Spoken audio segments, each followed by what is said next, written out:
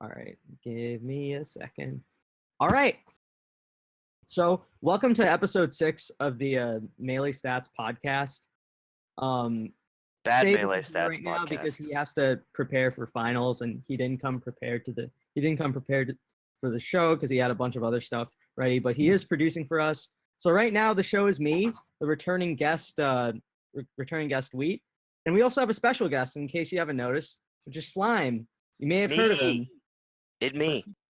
But for people who haven't heard of him, Slime, why don't you introduce yourself? I am Slime. I am I do a podcast called Bad Melee. I've done it for a long time. I've also helped to write some of the articles for badmelee.com, which is half defunct, but maybe not as full defunct as some would think. I'm also currently a creative producer for Beyond the Summit, which you may have seen come through in a lot of the content we did for Smash Summit 6 this weekend. And yeah, I play Falcon. I'm just a dude and a boy at the same time, brother. Did I accurately cover it? Yeah, that sounds about good. So you mentioned being a creative producer. Is that your job title officially? It is. I'm a creative producer, yeah. Sick. Why don't you run us through what Summit Weekend was like for you? Kind of like give us a lowdown of the schedule, first day to last day. And then tell us about how much money you made from them. Look, I'm on salary, brothers. I don't know the balance sheet, but no. So basically, the way Summit is sort of broken down is that we have a media day, and that is the day before the broadcast starts, which we actually ended up streaming media day this time in the compendium goal. And on media day is a really tough day for pretty much everyone on the staff because it's the day in which we film everything. So all the sketches, I like to call it sketches, like Dave Chappelle does instead of skits, because he once said that was cool. So all the sketches that you guys see, that's all filmed in like probably a 12-hour period. And so it's like basically we end up planning the day out to the quarter hour to be able to shoot everything in blocks and make sure we get it all. And it's just stressful, and it's very time sensitive, and that's probably the most intense day that there is. So once that happens, we can kind of all breathe because we got all the footage we need. And then basically the show starts, which is Smash Summit 6, begins on Thursday. And at that time, from that time until the end of it, our editors are just grinding in the editing room, just making just putting together all the content, not just like the sketches and stuff, but like there are like recap videos and small like graphic type of stuff. And like our graphics team is doing the like all the effects and all that stuff you guys see. And so it's just this insane like engine that is always running. For me personally, I get to step back a little bit and more oversee if the cuts are coming out good, if there's any changes that I feel like should be made. I also monitor the show itself, make sure like the me and Hotbid did it mostly this time, but we just monitor the show, watch it, make sure everything's going good, make sure chat's like enjoying the show, make sure people are on the couch at all times and stuff like that. And it's basically everything relating to the event that isn't the tournament itself. We're just kind of coordinating and making sure. So if that was a thorough enough answer. Yeah, it's pretty thorough. So And the paycheck question. The paycheck? Yeah. Doug, look, that's under wraps. It's just another drop in an ocean, right? Like I don't know, man. I don't know the breakdown. Honestly, what's cool about this job is that I get to get so lost in the creative sauce that because everything else is taken care of by the other members of the staff, that I can just really focus on the stuff. And I'm super lucky, to be honest, for one, to have the job, but for two, that the position really allows for creativity. So looking back on any of the sketches you did for Summit, which ones do you feel most proud of, and which ones do you look back and wish you had more time to work with? I hate feeling proud of stuff because it's like if you're proud of something, you might as well just die at that point, right? Like, but I think Black Panther turned out really well. We we were kind of scared of that one because it is a touchy issue. Is whenever you mention like race at all, especially in the gaming community, it's like people can be really fucked up. But I feel like someone on Reddit, and I'll admit I'm a fiend. I'll go on and look at the comments in the chat. Dude, Someone everybody said, does that. That's not yeah. a Someone said this is really well done without being distasteful, and I thought that meant a lot to me because like, good, I'm glad. That's pretty much what I was going for, is addressing a certain issue humorously without making anyone feel like shit.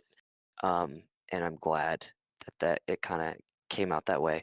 So the Black Panther sketches were really good. The Smash History one turned out really well. There are some mistakes in there that I wish, and there's also a couple bits that maybe could have been elevated, but the crunch was super real.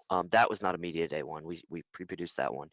I everything could have sort of been elevated, but I think those two are really strong. Also, the Logan Falco, just the bald cap alone. Any scene where Mango has a bald cap and he's looking serious is just like fuck. It just turned out so well, and it's just like that. It's something you wouldn't think it would be so funny, but to me, him laying in a bed, 1,000-yard stare with a bald cap on, it kills me every time.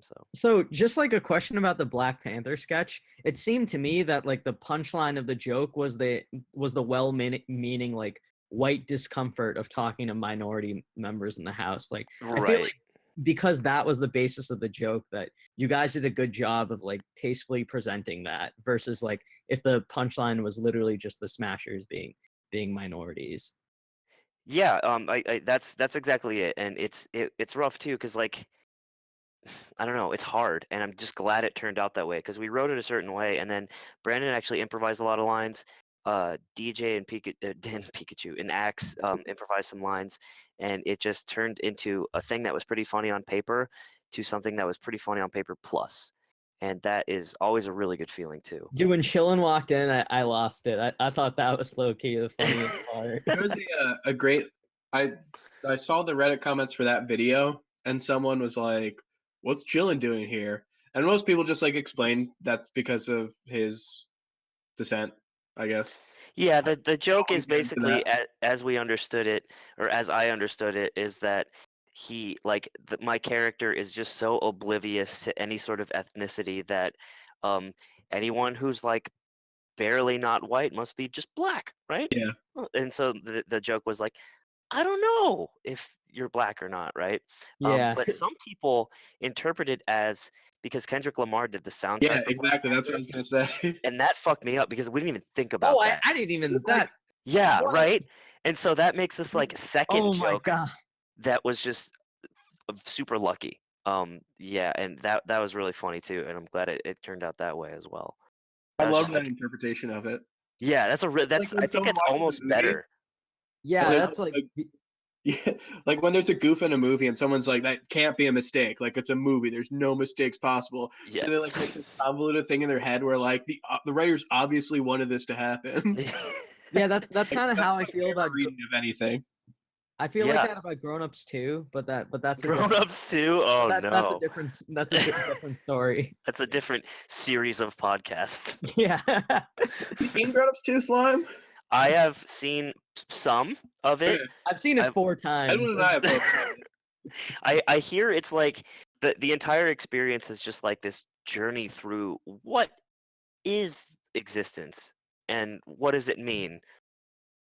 The like best thing about it, and it for people in the chat that don't know, there was a podcast series called The Worst Idea of All Time, in which these 2 New Zealand comedians watch Grown Ups 2 once a week for an entire year. And the funniest What? thing, yeah, the funniest thing in the podcast is the fact that like in each like as the series goes on and on, like when they try talking about the movie, they just end up talking about other stuff, like about Patrick Schwarzenegger and like thinking of theories about like his personal life and stuff. And they do it when they like create all these convoluted like things or like these theories about him outside the movie, just because like you can tell they do not want to talk about it. Like they're trying as hard as they can to just There's not like, so they haven't seen Grown Ups 1.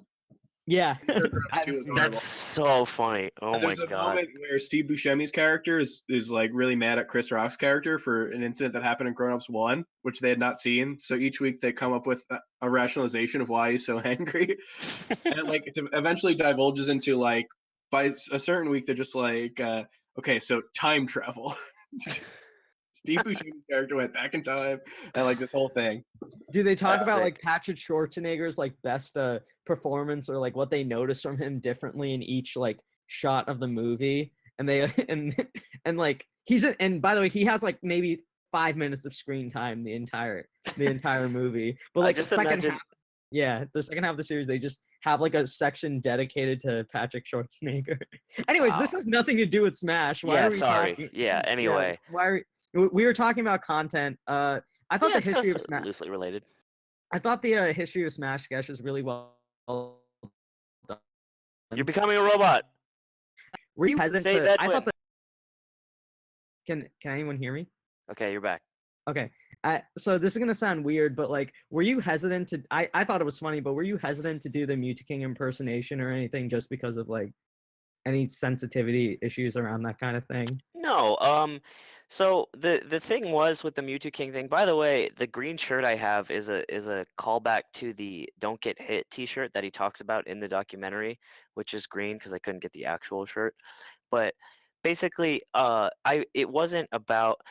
I don't think my portrayal of him was offensive, because for one, and this isn't this isn't a fair reason, but I do that same rocking thing he does. I swear to God. If anyone has seen me at a tournament or like hangs out with me, I'll sit in a chair and just rock back and forth. I don't know why. It's like a gene. I think my dad does it too when he eats cereal. And so I was like really cool about I was like really excited to do that.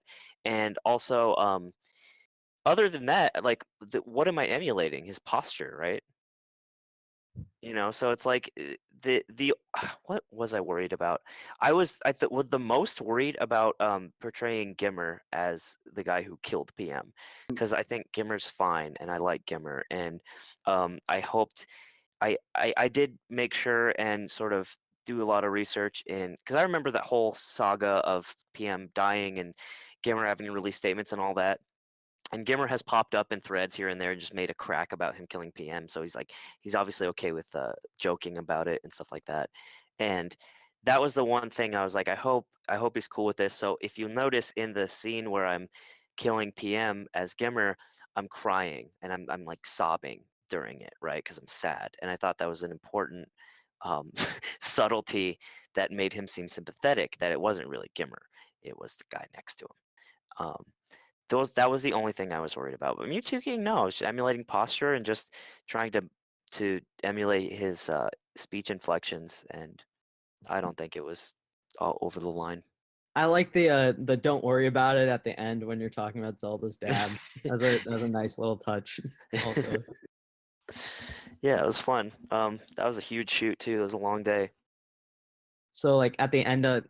I actually don't remember at the event. I probably should, but were you like kind of drained heading into any commentary at all, or did you not really do it at the event? Was I anticipating doing commentary? Yeah, I guess that's what I want to ask. I not really, because the thing is, it's like you do the damn job, right? Like you just I find it kind of unprofessional. It's kind of like TO. It's like when you TO a tournament and you enter as well. It's like that's a secondary thing, and I need to make sure first that all of the things I am responsible for are going well, because I see commentary as sort of like a fun thing to do rather than something the talent was actually paid to be there to do, right? And also, I don't like this happened last Smash Summit, when I was allowed to hang out for a media day, and I was with some like people on the couch that were like actual commentators and players, and I just felt really out of place because it's like, who this guy? It's like my game knowledge is less than these guys, right? So I'm already feeling big dogged in a good way, because it's like I really believe in like hierarchy, and that I can't just come in just because I'm like funny man and expect to be treated on the same level as like even Scar and Toph, right? Um, so that was part of it too. It's like I'd rather people watch the stream for the people that have been doing this for a long time than just some dude who could be funny. And also sometimes I don't land, right? My sense of humor isn't what the audience is looking for at times, and so that was a lot of factors what went into it. Sometimes though, I would be told like, just you want to go sit down, give these guys a break. I'll be yeah, sure, and I did, and that was super fun. But it was more of like need to commentate basis rather than me wanting to hop on based on my position in that military rank. So what's next for you? What's next? I don't know. I mean, there's next summit. We obviously start planning for it and start kicking ideas around. We're producing Shine, which is going to be really cool. I think it's going to. It won't be like having as much content as like a summit because that's pretty tough to do. But I think we're going to pump out some cool stuff for that event and make it more than just a stream and just gameplay and just commentators type of thing. So that's pretty cool. It's gonna be like a video of Hugo eating a lobster roll. Is there any way that we can Is that something that people want? Your pulse on the community, not do it? is that something people are looking to see? I need data, basically, because I don't know what people Wheat's the like. data man, dude. Wheat, what do people want? Tell me. I'm mining you for ideas right now. Hungry as fuck episode 5. Vito, next. Okay, can I just say something about the Hungry as Fuck series? Like, I don't know, like, what the thought process was going into that. Like, who would like what kind of information do you have that you think like, oh, like Hungry Box reviewing food trucks, like this is what people want. Like, I don't know the thought process into that as a. It feels like something he just suggested to like Crunch or to Team Liquid, and they're like, oh yeah, sure, why not? Yeah, it is interesting, right? Because like, okay, so there's a I'm sorry, I got distracted. There's this thing, this idea that no matter what, we talked about this on Bad Melee the other night, but like how we went on for the Bad Melee podcast at Summit, and it was a really late slot, and a lot of the audience was like, "Who the fuck are these meatballs?" You know what I mean? And we were saying that like there is a culture of people that would rather just watch Mango just sleep instead of like content or people anything else. Like Mango doing stuff on a stream, there is a big chunk of viewers who'll be like, yes, that I want that. And once you get to that big of a name, much like HBox, I feel like you can kind of pitch anything, right? It could be him like reviewing bidets, and people be like, yep, I love bidet as fuck. I want to see how this one Dude, the name of the feels on video his is butt. the name of the video is Hungry as Fuck, and then when he says fuck in the video, the audio guys like censor it out. Like, why even have it in the title anyway? Does it say fuck in the title? Yeah, it says fuck in the title, like And the then full word. that's And then really when he says interesting, it in the actually. video, they censor it out with the puff sound. Yeah. Huh, interesting. Yeah, I don't know, but so I've thought about that a lot, and so the problem is I've never been that person who just wants to see my favorite person eat food or like use a bidet or hang Use out. of the day. But if Yeah. you were to, in all the Melee community, let's say Mhm. top 100, who would it be? To use a bidet, I would like to see Wizzy's reaction. I feel like it would finally getting Poseidon's kiss would finally make him emote and express himself in the way he's always wished. So yeah. But yeah, Is he using a bidet, folks? Think about that.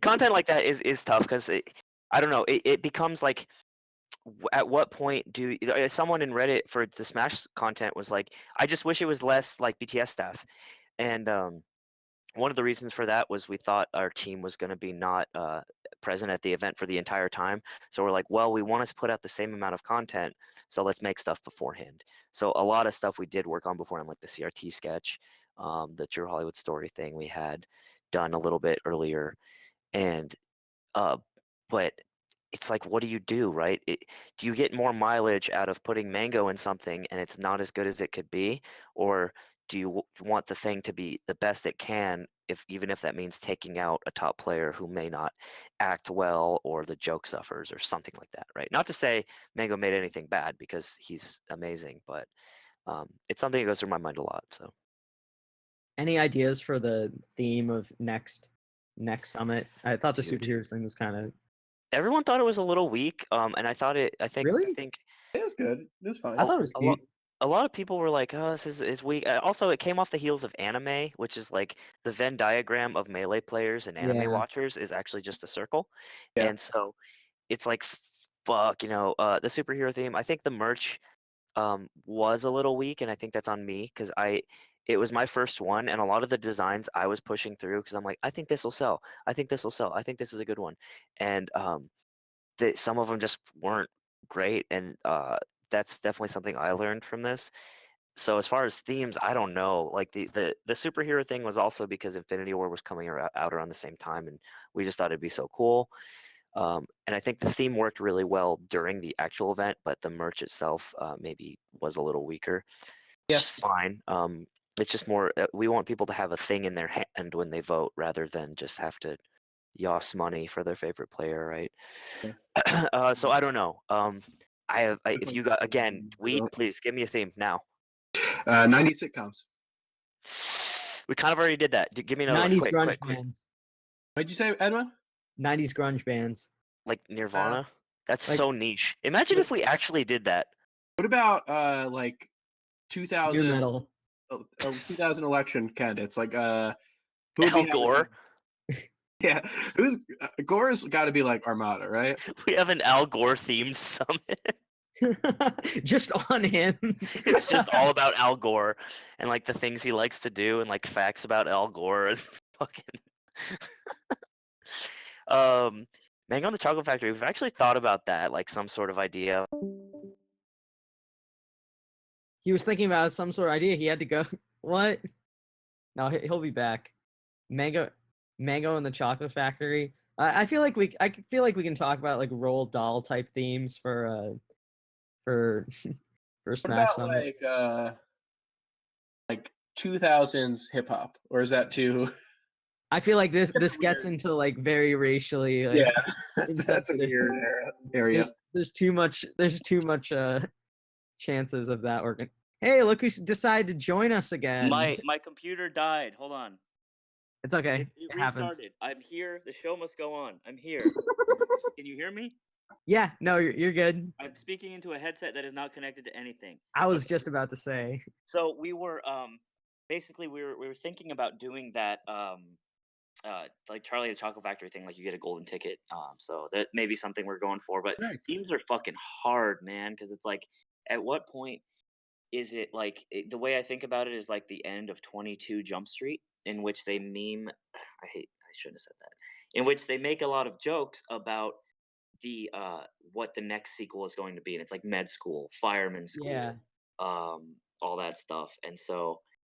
I don't know. It's hard. If anyone has any ideas, just throw them at me because apparently, according to my good friend Dawson, who I love very much, I appropriate bits. So Yep. I'm sure some culturally relevant event will happen in like July or something that'll nuclear get war. Should we do a nuclear war theme summit? That'd be hype. Just like the atom bomb. Yeah. The atom bomb, right? Wouldn't that be Armada? He's the atom bomb, and then I forgot the names of the bombs. Hungry Box is the cockroach that survives. Got him. All right, guys, just hold on tight. I'm gonna log back into Discord. My computer's done restarting. All right. Edwin, how's it going? It's going pretty good, dude. I'm trying not to like overwhelm our listeners with Marth stuff and switch the topic to talking about Marth. So I'm just letting it rock right now. Yeah, you said Marth twice. You know that was a banned word. Ah, damn it. Sword guy? How's your day been? I'm back. Really good. Oh, sick.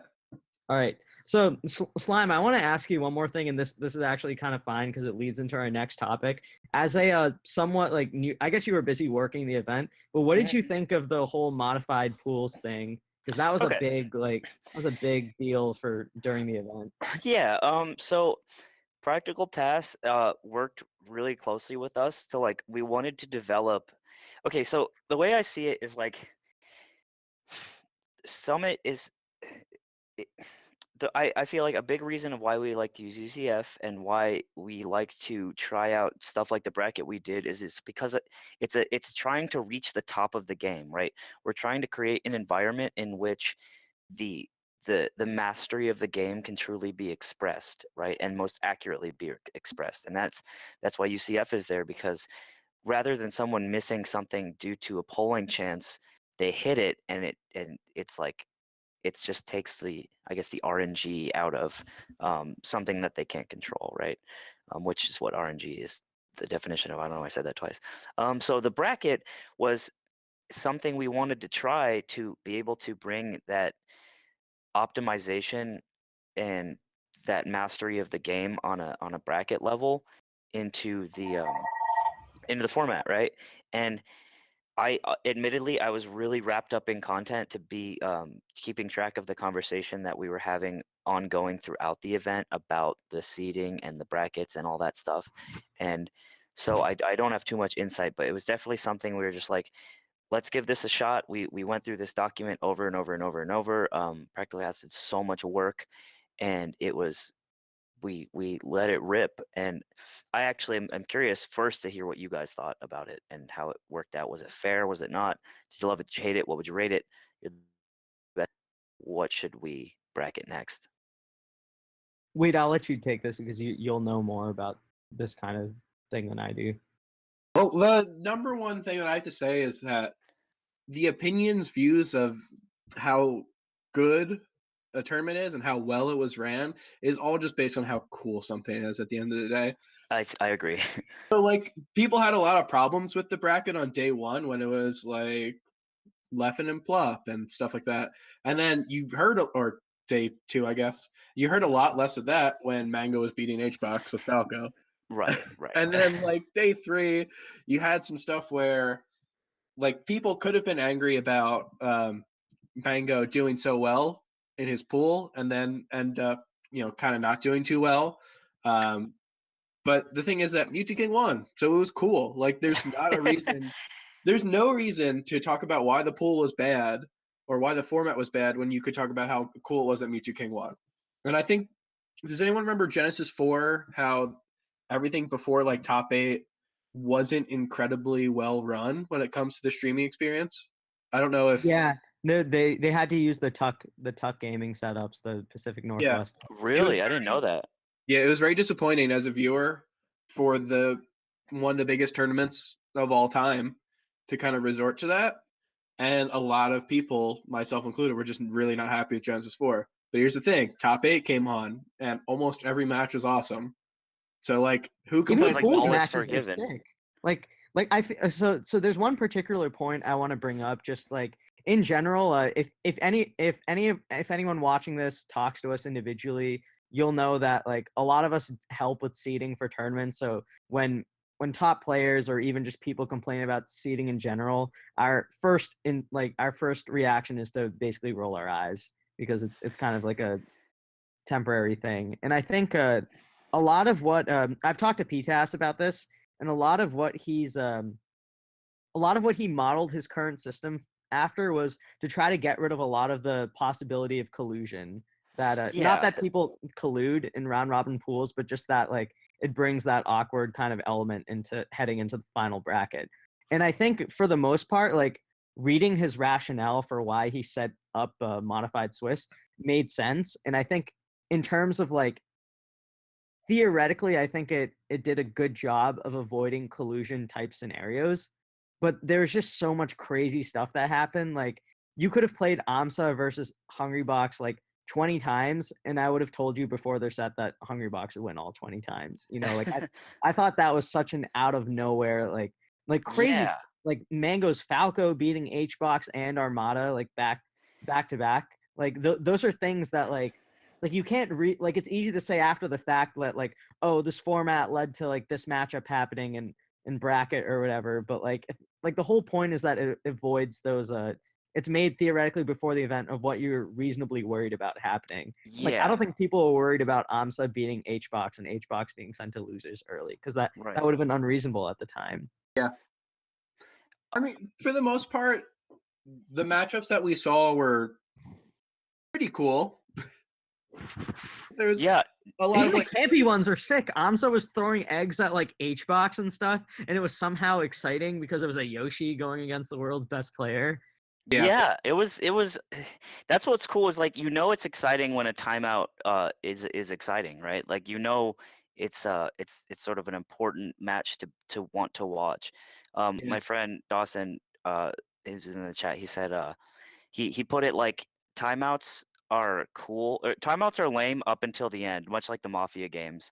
It was just a slog until the very end where like all pays off and you just nut. And that was and it's funny you say like all this wild shit happened in pools because it was like yeah, so at a certain point it's like it wasn't even about the format. This stuff happened anyway, which I think we just got extremely lucky. Like remember last match summit, Leffen was mad about the opportunity that Mango had. If he wanted to throw, he would get an easier seed in the pool, right? That's Mhm. something we were really, really, really trying to avoid. And I'm no bracket master. It took me a long time to understand PTAS's modified Swiss. And I'm so bad at like math and looking at stuff um and I was just like finally understood it. But I don't know if there's a way to prevent incentivized loss in like I a feel like in 16-man group tournament. stages, it's such a like. How are you supposed to? Are you supposed to run a 16-man round robin? You Yeah, know, like what the fuck? Also, like yeah. maybe you could if nobody is aware of the results of a pool. So maybe you keep them locked in a room with no internet access, bust them out to play their pool, put them back in there so no one knows how anyone did, and you can only assume, right? like people don't. It's too hard. There's a Yeah, people theme don't right there. understand that you also have Summit viewers 7. that. What's that? There's Sorry, a we. theme right there for Summit 7. Summit Prison You see Experiment. that movie Room? I think that's a theme right there. Prison. Yeah, I don't know if there's and again, I'm not a bracket like master. I can't do math very well. Um, if there is a way, we're going to try to find it because the last thing we want is last thing any tournament organizer wants is someone not playing the game, right? Yeah, I don't know. I feel like it's also difficult because you guys have to take into account viewing experience, and like ultimately I think most people look into the event and they'll think like, as long as you make it to final bracket and winner side, which is like like obviously has a big advantage. I don't think it really matters. Like people aren't going to take group stages as seriously as bracket, and that's not to discount like the validity of those results.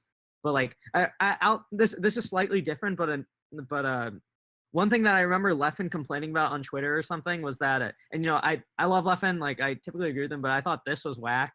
Like when he was talking about I forget who it was. He was like, oh, if this person wins, they have to fight Wizrobe, but if they lose, they have to fight SFAT. And he was talking about it like there was such a massive skill gap between like players that might be ranked like 11 right now and 8. Like, are you kidding me, dude? Like this. Yeah, I don't know. And Leffen's to be fair, he's hard to please, man. I love Leffen too because obviously I've gotten to spend more like real world time with him, and I think he's great. But like, and then he'll pop off on Twitter like that, and I don't take it personally. I'm just like I look at it like, okay, how valid is this complaint?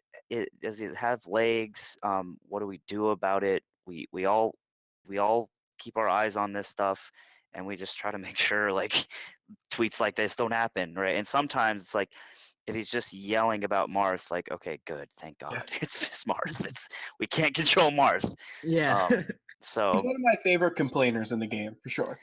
No, we I've never met him in person, but I imagine he would. I imagine that he would be that he would be as blunt, but more like he would go into it a little more also as well. Yeah, he does. More production He likes matter. to explain himself a lot, and that's actually really helpful for us and stuff like that. And we often joke on Bad Melee that Leffen is just like he's got like the mentality of like an O2er that just made it to be one of the best in the world. Like he's still out here like yelling about a character and about like stuff that someone sort of relatively new to the game would be yelling about, but he just happens to be one of the best in the world, and that's just so funny.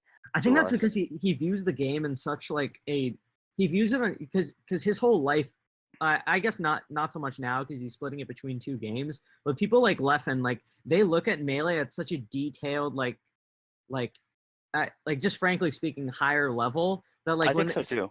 like when they're looking at things like and they're saying things like, oh, Martha's really stupid, like God, this matchup is so dumb. It's not like the words coming out of a scrub who's running into Fort Smash. This is coming from someone who's actively trying to challenge his own preconceived notions of what he views in Melee. And I feel like that gets lost in social media sometimes. But like even just hearing Leffen talk about it on a stream or just like going into it on more long form detail, like it's so clear that this is not someone who's just like salty. Like he's actively working toward. So it's Yeah, funny that you exactly. mentioned the because that's true, but it's also like that meant like thinking about things in a very like it comes from so much study and detail. And I think people need to give Leffen just generally a lot more credit than credit. Like I don't agree with him on everything, and like he walks it back. Like remember when the whole ledge grab limit debate was there like a year ago, and he like when he was called in on the show, he basically like backtracked it and was like, "Oh, I don't support it. I'm just saying like it is something we have to consider." It's like I that's don't know what it unreasonable. is about Twitter that just makes him want to fire off because he has walked stuff back, and it's like if you just relax, you can make a tweet that you don't have to explain later. Yeah, You know, I mean, or I like have so much respect for him. Like, it's me just like, too, yeah. So with Leffen, it's like I think so. If anyone is interested, at Full Bloom, me and Miles, we commentated a Yu-Gi-Oh tournament that was at Full Bloom yeah, I after remember hours, right? that. And Leffen was on the mic actually, and Miles and Leffen for like probably 20 minutes straight just talked about the game. And Miles just like he's pretty good, and he obviously Leffen is also pretty good, and they kind of just rapped about like the shit that I think Leffen doesn't get a lot of time to talk about unless it's on his stream or something. Don And must have loved it. he was he was creaming. I guarantee Yeah. it. But so he was explaining why he says Sheik Fox is this percentage of a matchup, like 60-40 or what I forget. But he says, yeah, and I've explained this a lot too, but I just think it's so fascinating. It's like when Sheik back throws Fox off stage, the chances of that Fox living, if they're like if the Sheik is Mewtwoking, is pretty low, right? If Fox back throws Sheik off stage, it's not as low. And so that is just one interaction and one time in which that there is a skew toward Sheik, right? And what he's doing is taking all of these interactions that happen in the game. Sheik's above a platform, Fox is beneath, and he's near the ledge, right? Like all that shit. And I think what he's doing is he's putting that all into like a big spreadsheet and then working out a matchup spread rather than just like this character is better than this. He's looking at like all timelines at once, and that blows He's my Dr. goddamn mind. Manhattan, dude. Yeah, that was just the coolest thing. Like I've never thought about the game like that, and when he said that, it made me like, oh, I get it all now. I understand what he's saying, right? But when you just say Mark Fox is 60-40, the memes come out. So You ever dealt with a person who is like constantly thinking about a subject so much, and you might have like, do you ever do it yourself where you like argue with yourself? sometimes, yeah. Like, Usually, I like to think I'm so right, though. So I'm just like, yeah. like maybe you're just playing the other side just for fun, but like you have the argument in your head. I feel like that's kind of it, where he like thinks so much about all that, where by the time it comes out, it's like such a fully formed statement where he's like put so much thought into it, but the person who reads it doesn't know any of that thought. Yeah, So like and how would they too? of course, like he's just thinking so hard about why Marth wins against Fox. Or why he doesn't. I don't know. I don't know what he thinks currently. He's just thinking so much on it. But when the tweet button gets hit, it just says like "fuck Marth." Just send it out the universe, dude. It's over now. Yeah, I don't know.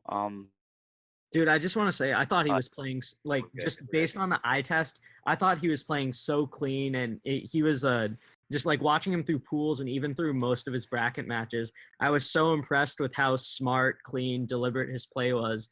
And I don't know what it is, because I felt the same thing about Mango, and both those two guys. Like part of it is a hard bracket, but like Leffen ended up 5th, Mango ended up 7th, and it just was so shocking at the time, because I was so like.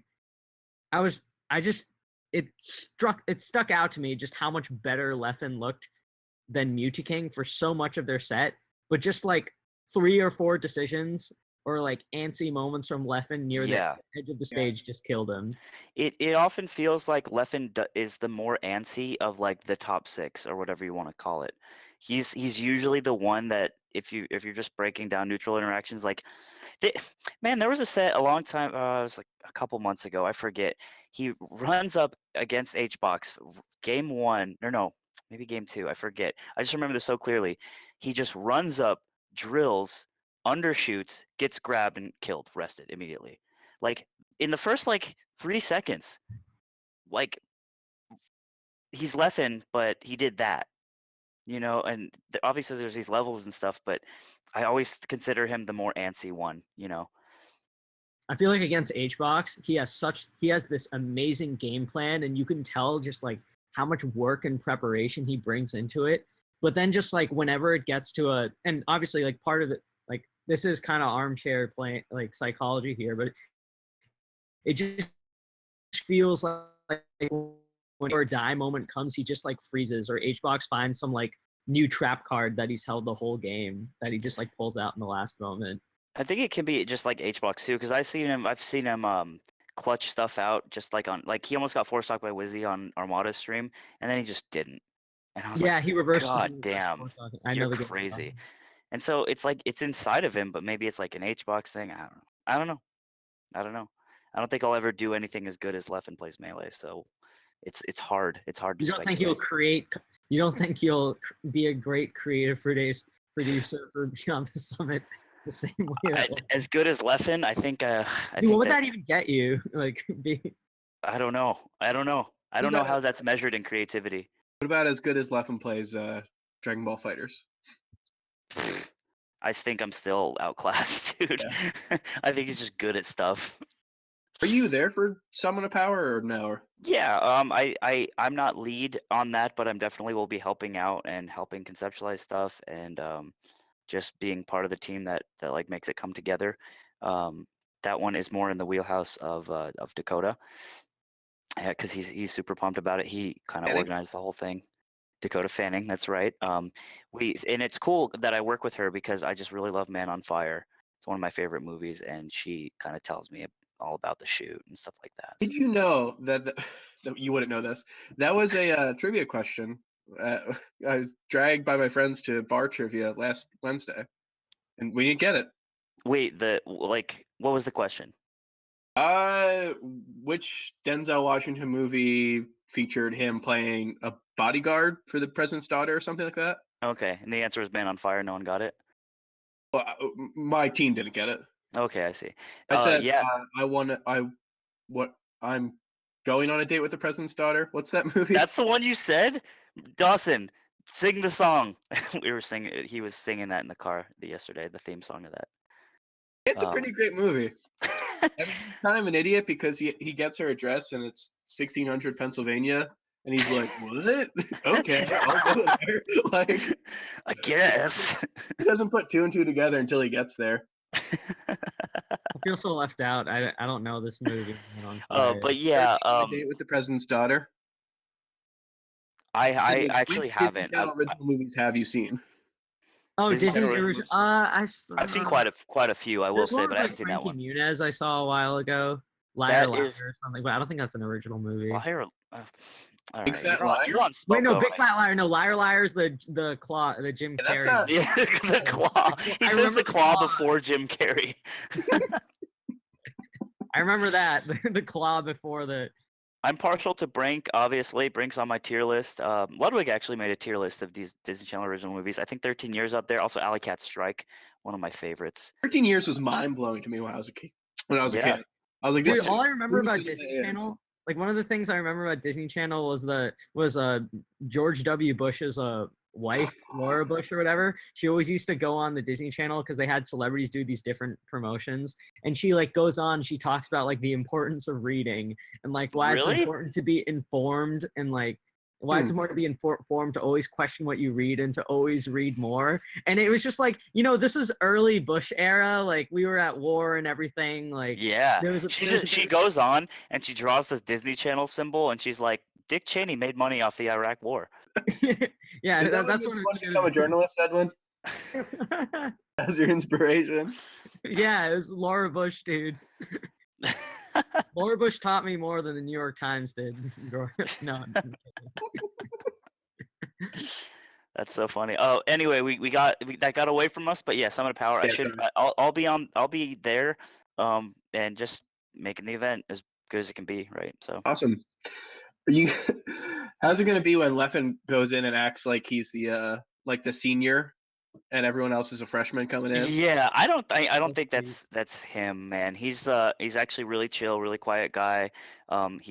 He's all about his grind, right? So I think he'll just be most excited to play with these guys and compete. And the vibe in the house too is like it's just pretty mellow until like Sunday when everything's over and we everyone starts to just kick back. But other than that, people are like chilling, was napping on a couch. It was big, fine. It's a very nice, relaxing vibe, and I think that's another reason why the players like it, because they can just focus as hard as they can on the game. Dude, I wonder it must have been such a like eye-opening experience and also just a growing experience for people like Ginger and Toussaint, like who are frankly like they're really good players, but obviously like they primarily came to the event to get as much top level practice they can versus like placing highly. And I feel like it'll be really cool to see them come back. Although Yeah, that that's becomes a just meta. yeah, I mean that's also just anecdotally. I don't have any data to back up like how previous vote-ins have done at Summit before. Well, isn't Like, the moon isn't that documented somewhere? Like the moon just got good after he went. He came back and then he started slaying people. I But mean, maybe not. I could be wrong. You guys are the There's stats some guys. weird ones where it's like Swedish got really good after it, but he was already trending upwards. And then Alex 19 was like that weird thing where he beat like Wizzy and Wolf and Wizzy. And yeah. Yeah. we're like, Was that before Genesis 3? that was at Genesis 3, yeah. Smash Summit No, yeah. Summit 1, 1. 2015, like November It- 2015. And Genesis 3 was 2016. That Yeah. is fucked up. Remember when Alex was good? Holy Yeah. shit. Alex, Yeah. it's funny because like no shade on Alex. He knows like how seriously he takes the game and stuff now, but beating Alex in it used to be like new players that come to SoCal who are pretty good. They're like their V card is basically beating Kira and then beating Alex. Those were the two Yeah. like ranked players that everyone gets for free, which I just thought was so funny. And it was also funny at Flatiron that there was a Puff player who I used to beef with, but now we're very cool, and I think that guy's great. But he beat Alex, and Colorado is just popping the fuck off for their boy who beat Alex. And it's like, guys, he like He's not good. this happens a lot. Like this kind of, I wouldn't say the word isn't pathetic, but it's like, come on, like relax, guys. It's No, I mean I'm sure like he's a talented player and stuff. One of my friends once described him to me like his play style as a person perpetually stuck in 2011. I think that's pretty accurate. And I think at a certain point when you play for so long, you're just like, what do I prioritize? And Alex, it's it's just not playing the game, it's enjoying the game in other ways. And Yeah, and that's he's fine. streaming and he's successful, so I mean, good stuff for him. Yeah. You ever have favorite players because you like they're a perfect person for your other favorite player to beat? How so? What would yours be? Like I definitely like a bunch of Fox players, and I like SFAT solely for the reason that like I don't care a ton if he loses to like Santiago or something. Mm-hmm. But like I'm popping off because Santi won. Okay. Like All right. imagine someone comes like Rudolph comes back to America and he beats SFAT. Like, He that does would the be same so- pop off that he did on Orion. That would be like the best. So thing. And that's why I you like like SFAT because he's just a test dummy that your favorite players can just beat on. Yeah, And no, you can feel excited when he gets beat. I feel like that's like kind of a new version of Alex 19. That's so funny. That is, yeah, that's huge. If I I'll be had to right guess back, one by of the way. I those, just gotta get my charger. okay. Like, If it's I had to always guess one, gotta be like a fox, right? I guess, yeah, because they get so fucked up too. Like, Yeah. it's always good seeing that happen. I don't know, honestly. Yeah, I think SFAT. I think he just fits that category so well. It's like he's just the guy that's good enough to make it important to beat him. Exactly. Like, so Dark comes to America. How sick would it be if he beat SFAT? You know, that's Just what- like, yes. that's for Reddit. Like, that's dude. He probably would Yeah, have because if he beats other people, it's like kind of sad, right? Because you, it's almost like you want SFAT to lose. I guess. I mean, yeah. Oh no. Why is I your don't favorite want to say player? that. Is your favorite player Santi? Is that why you said that? No, I don't know. I think the notion Who of do a favorite player has died. Who do To you me. love? Who do you love? I got into the game as an Armada fan. Oof. That's Yeah, well, chill. like I played Peach with my friends when I was just playing the game casually, and then I saw him, and he was like the sickest thing ever. And I got into the game, and then he was just like, I got into the game when Mango was really good, like Okay. before Same. he- Yeah. so Same. he wasn't like the big thing, and then he became great, and it was fun watching tournaments because I was happy if he won, but I also was like fine if he lost. Yeah. Okay. I see. Royal Flush was amazing because I was like, either way, I'm gonna be happy. Yeah. That's that I'm a Mango fan till like the day I die because I'm just a basic ass nerd.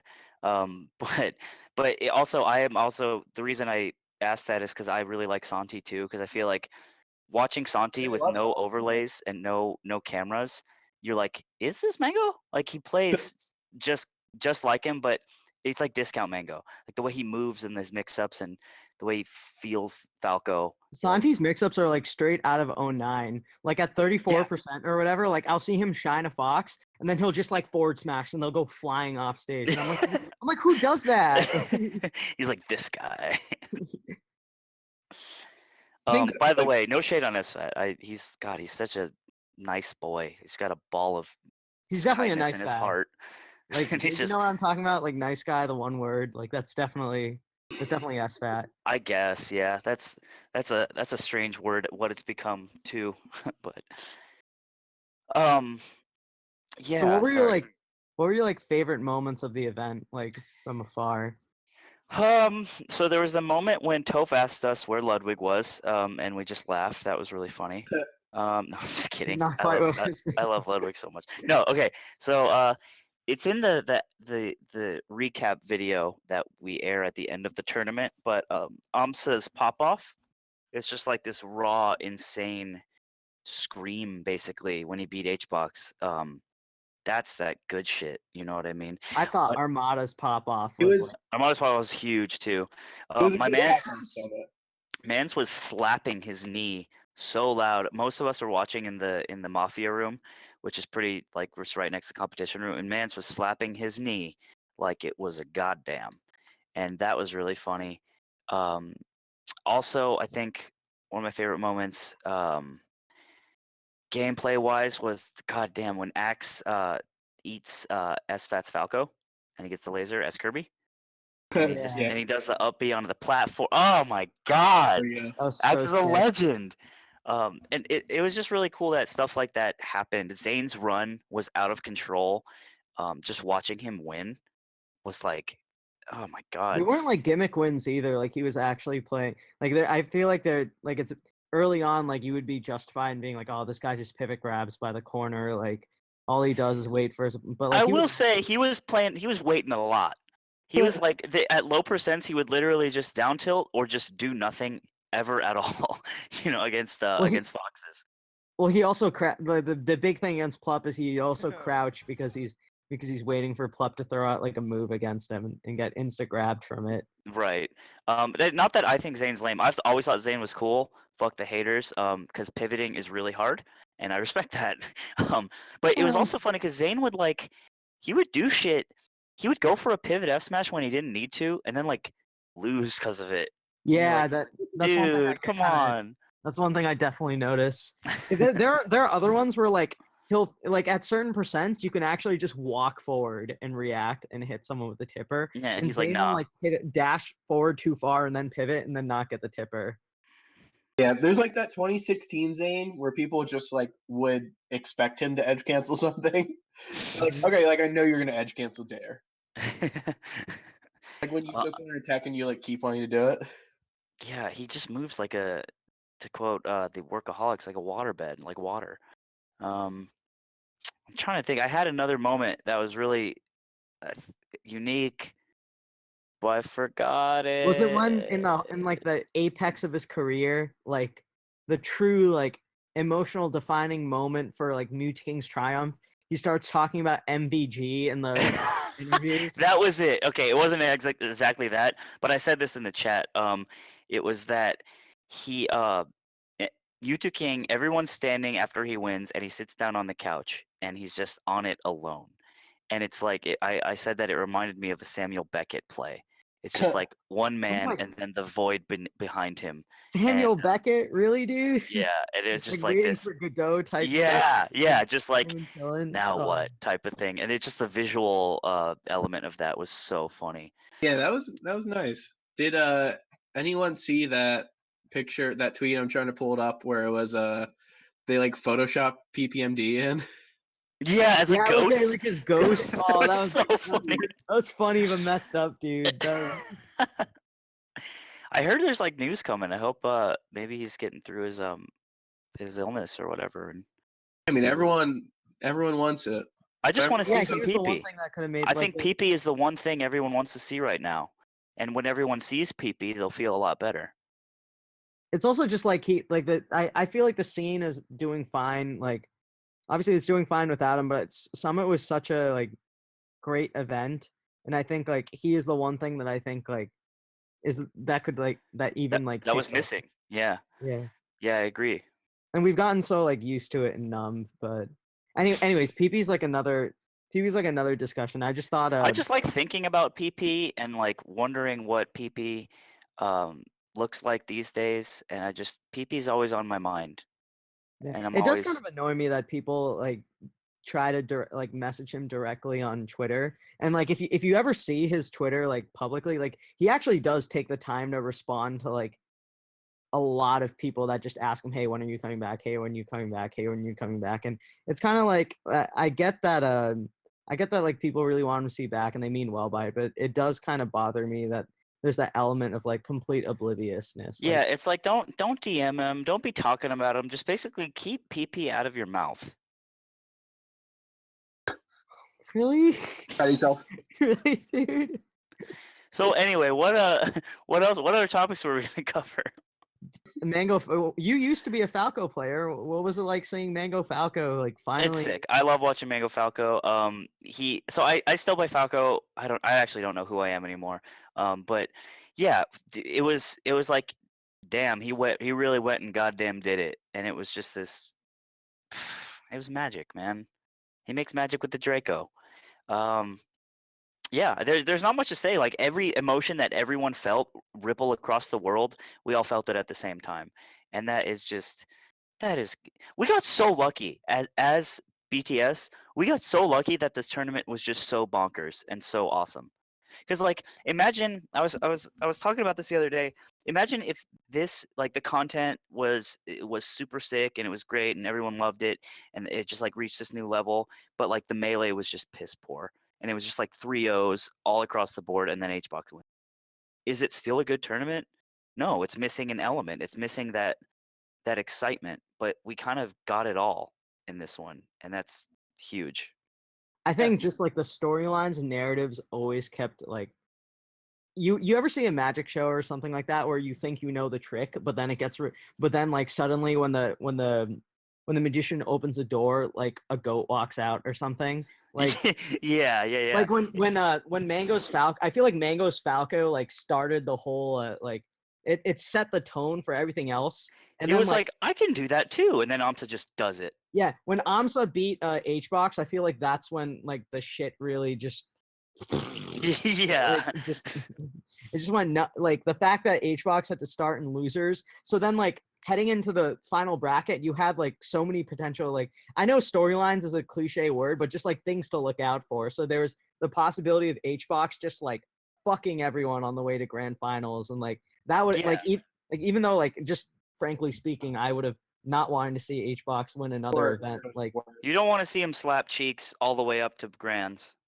yeah, like I wouldn't have I wouldn't have wanted him to win the event, but if he did it, it would have been like such an incredible like sight to like it would have been history, you know? Also practical test. Yeah, we did talk about it, and I just wanted to say, because you're here now, dog. We gave it a good shot, and I think we did. I think we got lucky again that the tournament turned out the way it did. But I was thinking that because of the scene, the theme, that it would have been so good for HBox to absolutely fuck everybody. Because Yeah, we it's don't just like the we movie. shouldn't go into it too much, but yeah, definitely for sure. Like, how cool would that have been? Like, we like predicted the movie, but obviously, like, I just want the best melee to be played. So Yeah. I also so like another really cool thing in winners bracket, along with like Zane and Mewtwo King getting like really far, I think like them meeting up in winners. I think the much like anticipated Armada, like because what people thought was going to be HBox's run actually ended up being Armada's, and it just kind of was a reminder to so many people that like this guy can take a 4-month break from the game, but he is still the standard, you know, for so many melee players. yeah, Definitely.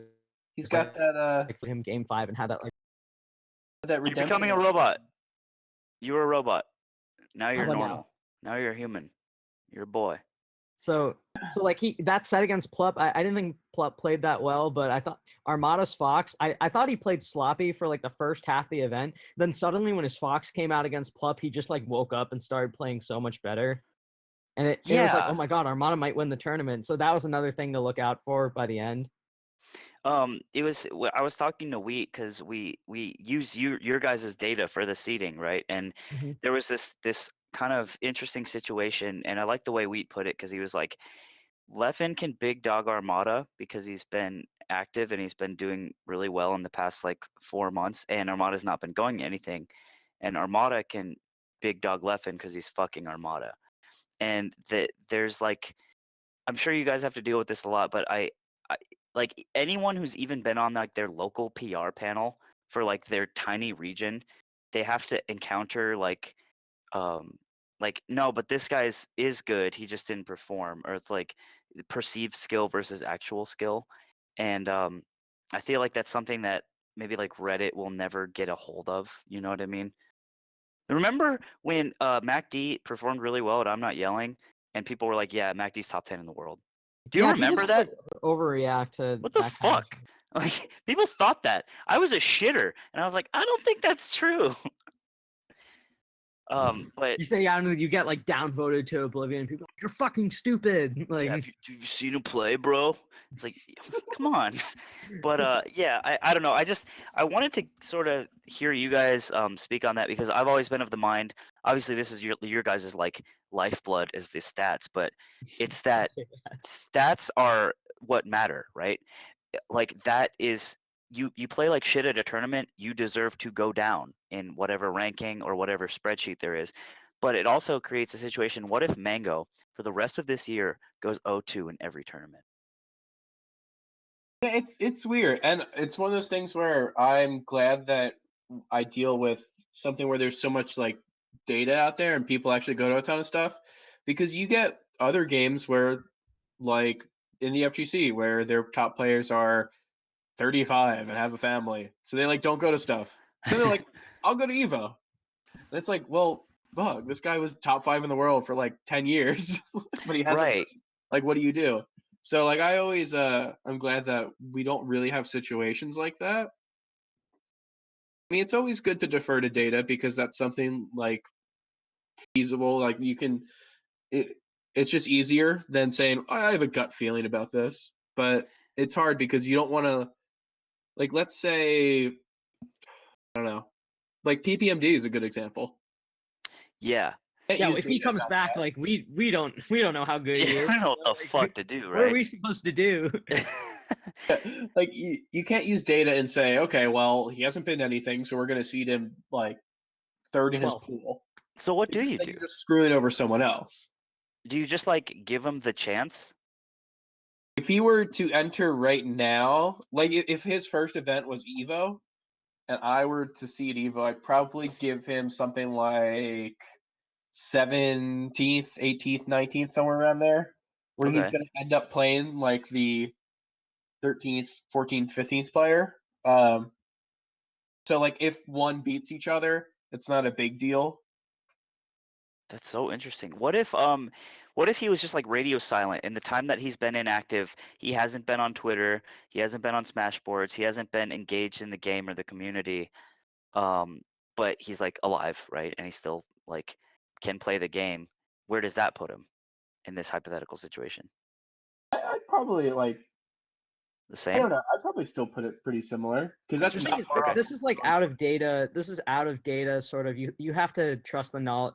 You have to talk to people that play him on a regular basis. You have to go like those are those are the sort of things that you have to like really go out of your way to find out and make an educated guess. I don't think that's just a data thing. That's so interesting, and that's like a problem, like eventually, right? Because if PP does come back, or like, I don't know, I always think it's so fascinating to have data and then the gut, the Yeah. the Well, the like the intestines. thing is, he said that his plan is to not just like show up at Evo or the big house.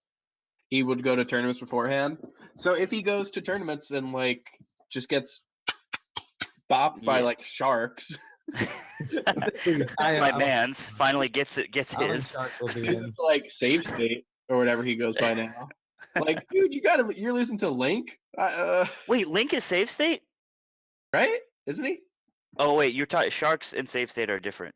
Yeah, sorry. No, Sharks is Okay, the that ices. makes so much more sense. Yeah, I lost the save state at a nudes, and fuck, I was mad about that one. That guy's sick. You Yeah, played like, Falcon against him? Yeah. How'd you lose Falcon Link? You just didn't know it. Like, you It's got the way it Boomer is, up brother. again? Boomer. It I actually happens, I dude. side B'd into the wall like it was PM, and I lost the stock, and then after that I was like, no, and just game 3. He's sick though. That guy's cool. Yeah. Anyway, sorry. But my point is that if he beats PP, then I'm not doing any. I'm not gonna see. No, we're not. We don't have to seed him. Yeah, that's Work your way up, dog. that's so interesting. Yeah. So I'm fine with it because he's gonna go to stuff beforehand. Like I don't know if he's gonna play top 50 players or what. There's a couple people who are in that like Atlantic South region who are really good. Like Cobalt is in Georgia now. So if he like beats Cobalt pretty confidently, then I'm okay giving him kind of a higher seed. I would defer to the people who actually play, but I would put them in a situation where he's not that far off. Okay. Cool. It's such a crazy discussion, like how to seed PP, because it's such a one-off like instance. Like if Ken comes back, like we're not gonna bother giving him the benefit of the doubt, because he. But Well, like, someone like PP PP is actually. Yeah, but it wasn't the same thing. Like PP didn't come back and then get like, whatever. Like what did Ken get at like Evo 2016 or something? Did he go? He got 13th at 15, but I think in 2016 he got like 97th or something. Yeah, I could exactly. Like if PP got 97th at something a couple years ago, and that was the last thing he went to, then I'm not seeding him 13th, 19th, or whatever. Right. Huh. Yeah. I thought Woo lad. this is slightly different, but I thought all the losers matches from like semifinals onward were pretty cool. Like it was fun seeing Armada versus Zane. Although it was funny because when Armada switched to Peach, Zane just looked completely lost for like the first 2 stocks of each game. He was just like, "Oh, what do I do?" And then like before Zane is the ultimate life form of all like Come on, Ken, new school dude. Marths. Like every Marth has a laser focus on how to destroy Fox and Falco, and then it's like not Fox and Falco. Help! He's obviously still sick, but yeah, I think it was just the change of pace that fucked him up, but it was really funny watching it because yeah. because I couldn't tell whether it was like are the pacing throwing him off or if he was just like there's also that thing like he made it this far in bracket. Like I can only imagine what might be going through Zane's head like while he's playing or whatever. I don't know, man. He likes to grin. He's got like a nice smile. So I just imagine he's just like it's like a spinning Zane head, and it's just grinning, and he's like and he's just doing whatever he's doing, just dunking on the gods. Dude, I can't believe I believe sorry, that. I don't want to mention this again, but Mutaking has beaten Armada the last 3 times they've played. I think that's so funny because like the majority of my time in Melee, I just assume he's gonna lose to Armada like every time they play, and for him to just like suddenly reverse like his most negative trend just from like both the stats and like player and viewer perspective, I find just so baffling. Yeah. When was it was Smash Summit, which is the one that he 3-0'd Armada? Smash Summit 2, I think. That was 2, and then that was pretty exciting. That was the first time I had seen it. There's one specific tuned situation in. I want to talk about where Armada would like float at a certain height and Mutaking would be like at mid-range distance, right? Armada would land with back air, and Mutaking every single time from like 2015 to like the middle of 20 or even like early 2017, he would dash forward and try to grab him instantly off Peach's back air falling down, but then get down smash or dash attacked in the face and eat like 50 or 60%. And just like seeing that transform over the course of last year when he had all those nail biter sets to like right now where he's beating him 3 times in a row is just so nuts. Was he trying to grab a float cancel bear? Yeah, he's just trying to grab him. He's just like I can do it. I can get there, and he just doesn't. And the same also when Armada would be off stage, instead of like actually trying to bait Armada to come by or like make him think he's going one position, going the other, Mutaking would just like jump off stage and try to wildly swing at Armada, and then just be caught off in the corner. Jeez. Yeah. What an absolute weapon. You became a robot also, but you're back to a man. The sword being the weapon or the power of patience? No, Mutaking is an absolute weapon. Yeah. I just hope he doesn't bring out his Sheik again, like ever. Dude, his Sheik is not going anywhere. I'm telling you this. If he ever thinks about going just Marth Fox, he'll be down like 2-0 or 2-1 to Axe, and you know he's going Sheik. There's never going to be a set that he loses as all Fox. Like, he'll never just say, okay, it's time to collect the data. If I lose if I get like 13th at a couple super majors, that's fine because it'll end up better for me. I'll be able to win more in the end. That's never going to happen with me.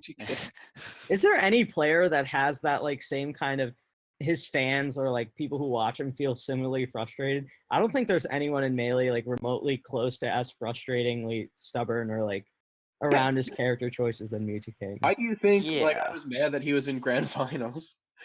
Were you? It was fun. Like, it was sick that he won, and it was the best possible way that Mewtwo could win a super major or anything close to super major.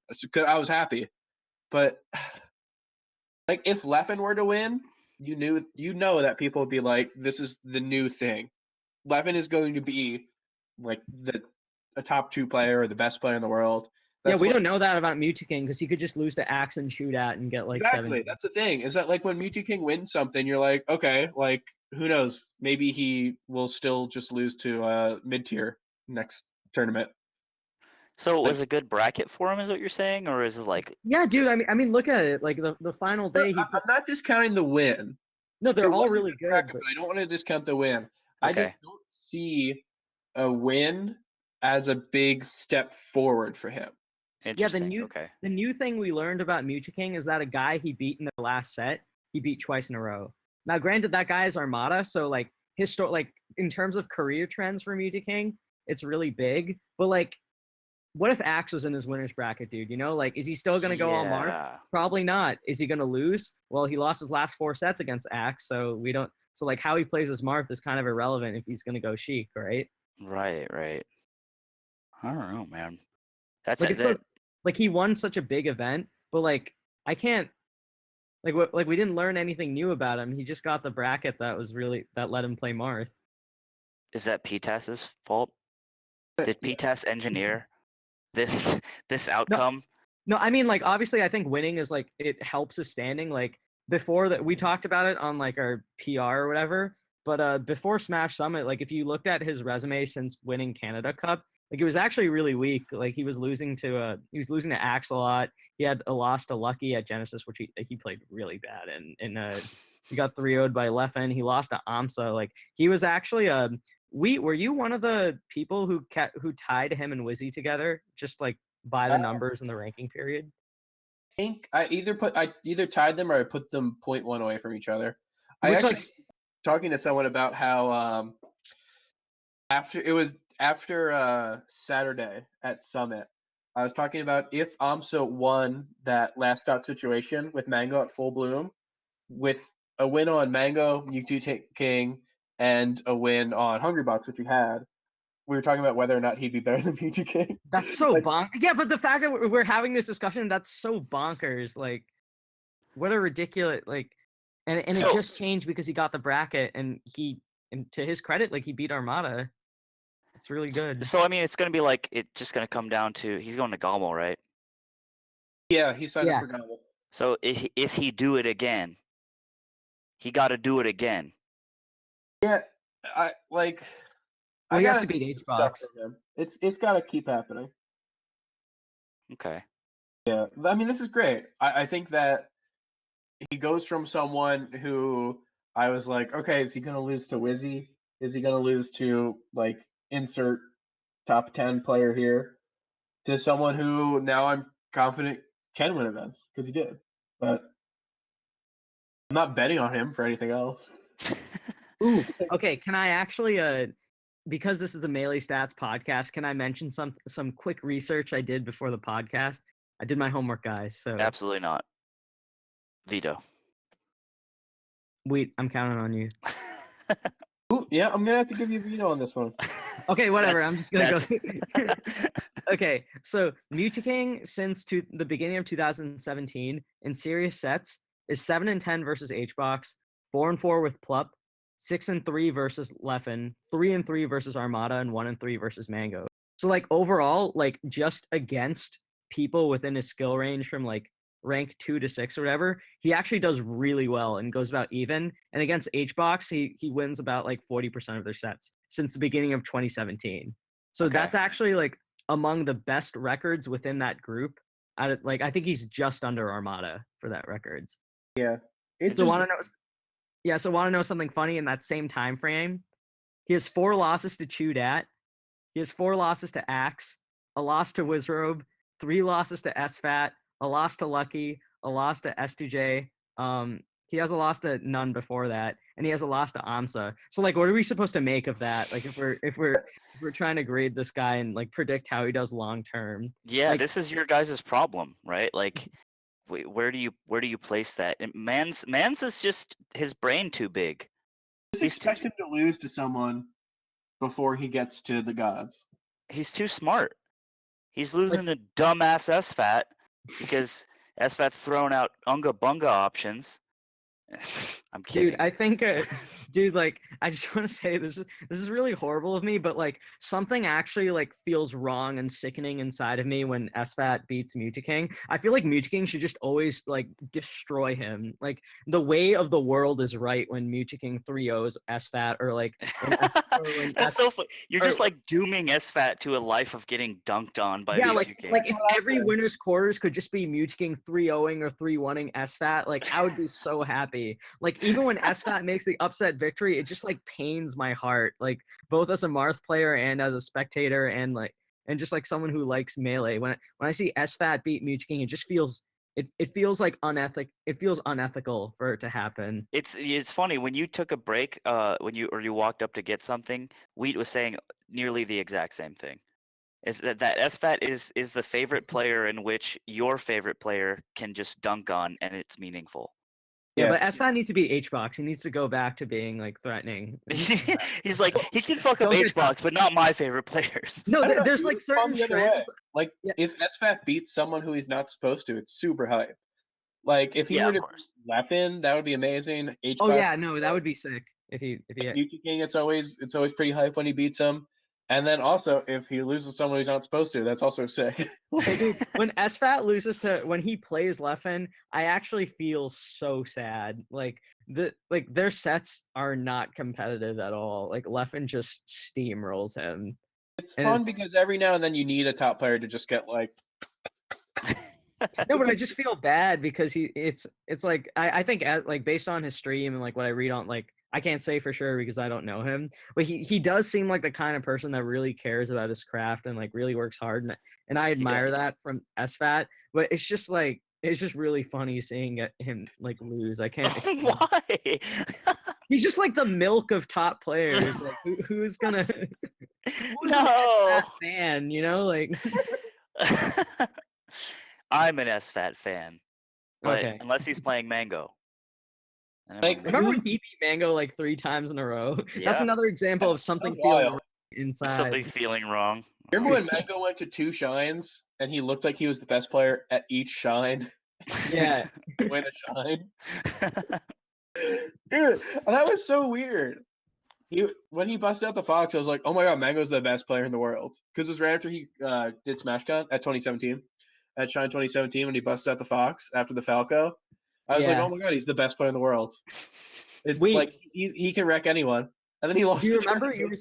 you were sitting next to me and Ambi, like in the back of the Shine audience or whatever, and when Mango did that like dash dance like back Yeah. and through H-Box's shield after punishing Rest, Ambi and I, another guy on this podcast, like another episode, we literally jumped out of our seats and screamed because we just like lost our shit at how Mango was playing it. And I feel like only he has that effect on like people just lose their minds when he plays. I don't think anyone. He's nutty. Still, after all these years, he still makes you feel some type of way.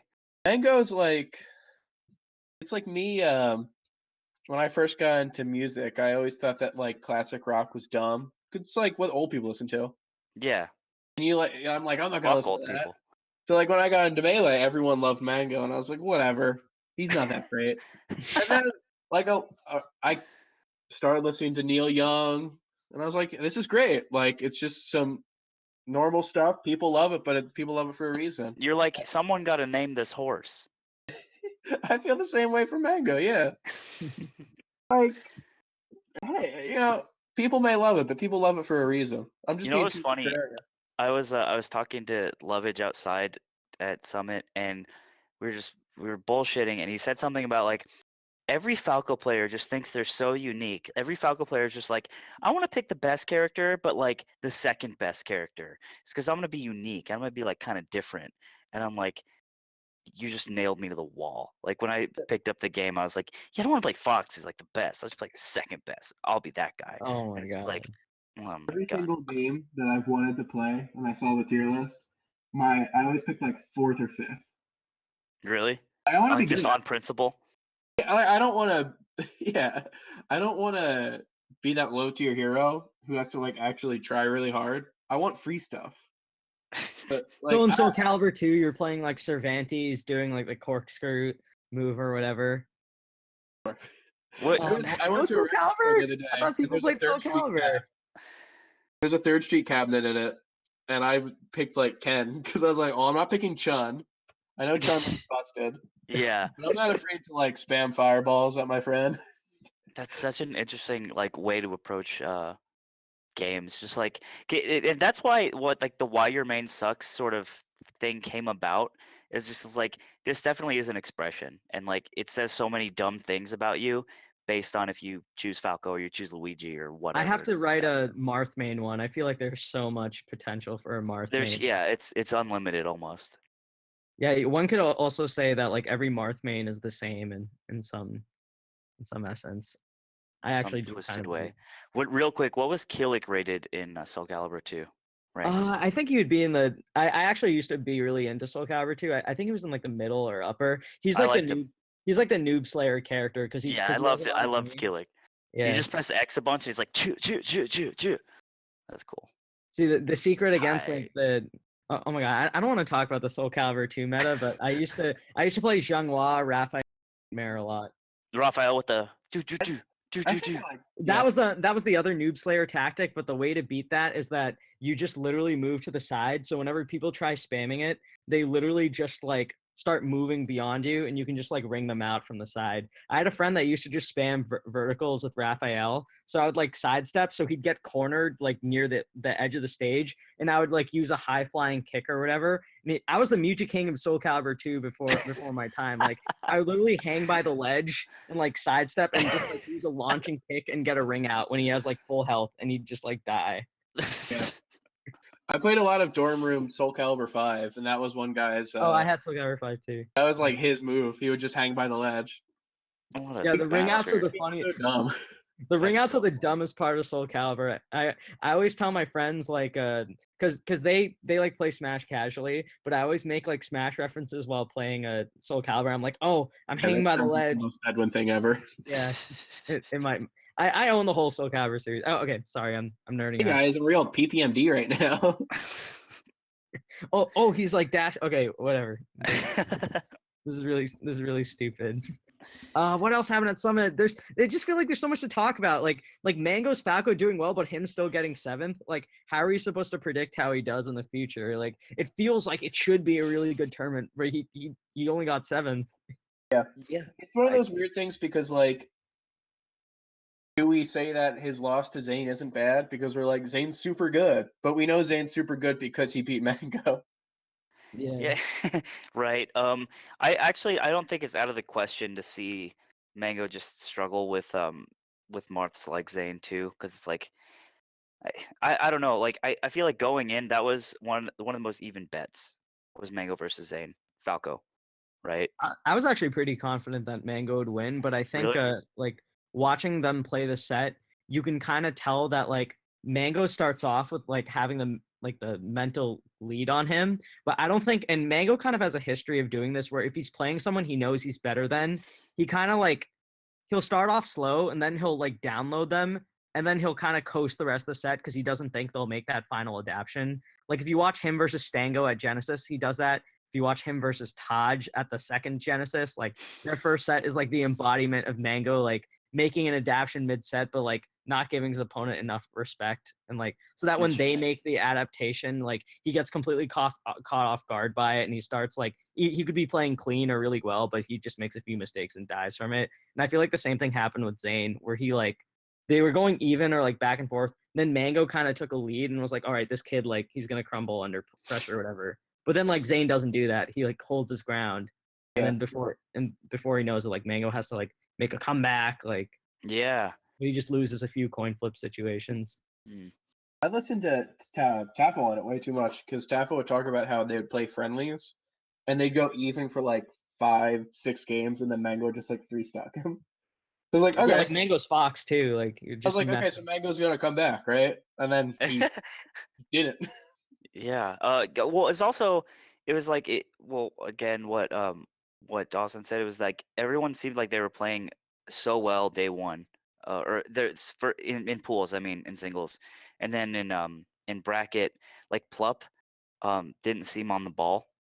I thought Plup played really up and down the whole event.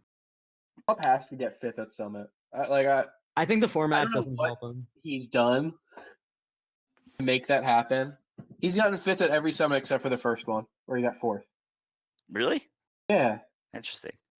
Like at a certain point, it was expected of him to get 5th because he was like in 2016 or whatever, he was around that level. But I don't know, dude got 5th after getting like 2nd at the Big House. It's the way And she first goes. at Genesis. First at Genesis. Don't Genesis. It's the way she goes, brothers. Dude, Yeah. I feel like the format also for players like Plup, I wrote about this earlier in the week, but I feel like the format of Summit, which is like you play your match and then you just like endlessly grind for hours until your next match. I feel like that helps people like Music King who just need to do that. But for like for big thinkers like Leffen or like what I think Plup is in his play, I feel like it doesn't help them. Like they just get really frustrated because they want to play the next match. Yeah, I'm not sure.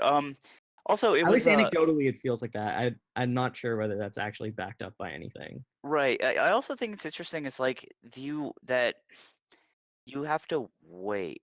In Melee in general, Miles was saying something like Smashers are used to it, like coming to a tournament and then playing like 20 minutes of actual Melee and then waiting 8 hours the rest of the day. And that's just this weird, I don't know, like it's like staying hot and getting iced and all these factors of like, I don't know where I'm going with this, but there's an element to that I think like looking at it on a local level, you go to a local and it has to be streamed basically, right? And so like current Melee, the top 8 is always streamed, which means there's always someone waiting around. And it's like, if there was no stream, do you just have a quicker tournament and everyone stays hot, or do you not? Well, You it's know what I also like mean? the viewers too. Like you look at the YouTube VODs for each of the sets, and they're like 25 minutes, even when the set is only like 18. You got the hand warmers in there, which I guess is a player thing. Like Mewtwo King's hand warmers, that I was getting sick of that shit. I was I was getting really annoyed. Like, dude, you just warmed up on a stage. Like, I forget what it was. It was some pools. It was either exhibition or something else. Like he missed a ledge dash in a match, and the next game, like before the next game, he starts practicing his ledge dash. Like, dude, you're in the middle of a set. Like when you drop if you drop an edge guard, like in game 2, before game 3, you can't be like, hey, can I just like hit you off stage and try jabbing illusion? Like that's not a Right, thing that yeah. you can do in the.